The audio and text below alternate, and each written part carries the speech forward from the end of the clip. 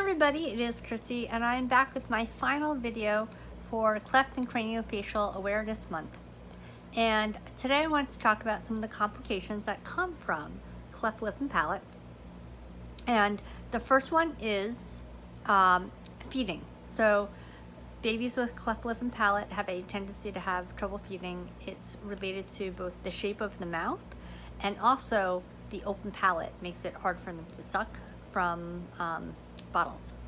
So that's a pretty basic one. I know, like, my parents said it took like 20 hours a day to feed me and I'd fall asleep during it. So I don't know, I was probably tortured more by them, but I'm sure that was, no, I don't know who was worse. It just kind of sucks. But the next one is ear infections, and this is because there's tends to be a dysfunction in the in the root of the like the ear canal and stuff.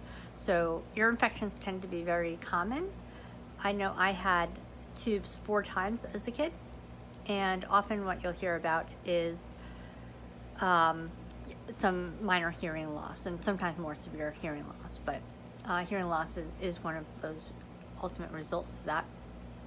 And then there's this decrease in the lip and mouth muscles, and that is one of the reasons, and I think also the loss of palate can also be a contributing factor.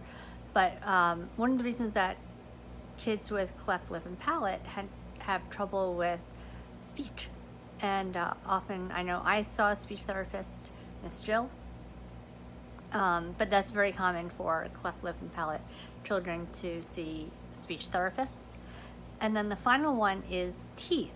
And it's not just teeth, but missing teeth, teeth growing in crooked, wrong places, stuff like that. Very common.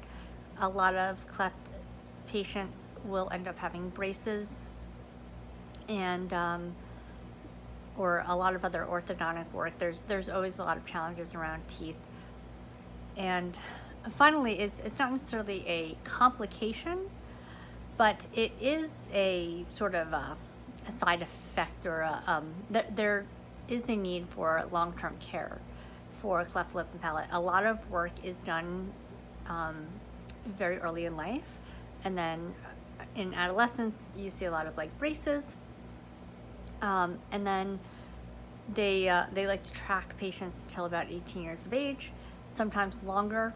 And I think that as they become, the medical science in this area becomes more sophisticated, I think they're going to continue to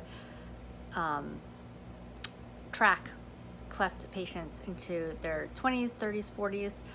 I know a lot of adults who have to have subsequent work, and it's not the fault of the work that's done early, but it's just the way your body changes, and tissues that's put together one way over time can not grow quite the way that's ideal as an adult. So it's not uncommon to have work redone, whether it's jaw, teeth,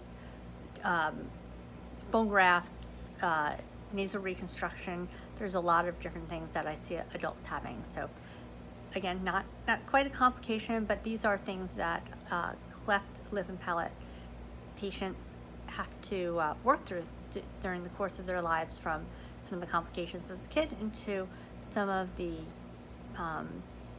gaps in medical care holding through for a lifetime. So this is the end of Cleft and Craniofacial Awareness Month.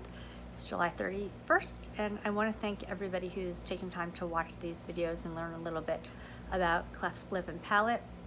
I had hoped to originally to do a few more, but I think I've hit on a lot of the most important points of cleft lip and palate, at least from the causes, what it is, what's done to correct this. I've gone over a lot of those basics, and I hope that you have found this both interesting, educational, and just maybe a little bit of a better person for your understanding of a not that uncommon birth defect.